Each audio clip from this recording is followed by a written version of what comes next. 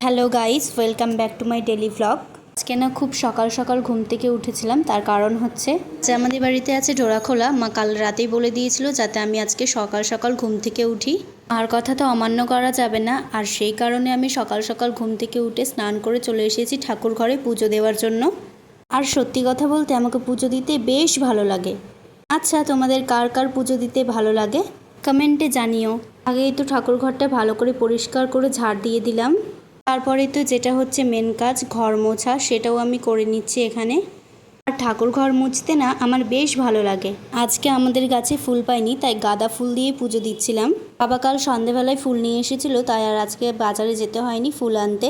আর এদিকে তো বাসি ফুলগুলো তুলে নিয়ে মায়ের চরণে এখন ফুল দিয়ে দিচ্ছি। ফুল আজকে অনেক কম ছিল, তাই আর ভালো করে ঠাকুর ঘরটা গুছোতে পারলাম না।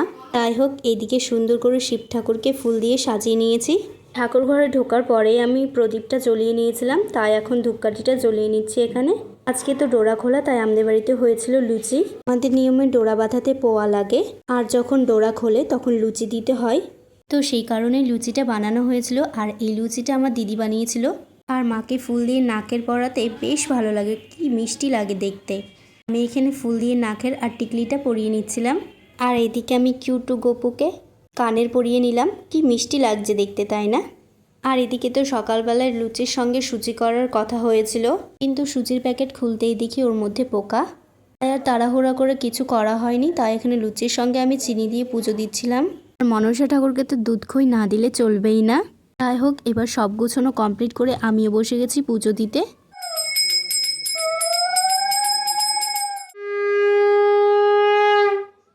আমার পুজো কমপ্লিট। এবার একটু মাকে প্রণাম করে নিচ্ছিলাম। যদি ভুল ত্রুটি হয়ে থাকে মার কাছে ক্ষমা চাচ্ছিলাম। ভিডিওটি ভালো লাগলে লাইক, কমেন্ট অ্যান্ড শেয়ার করতে ভুলো না কিন্তু।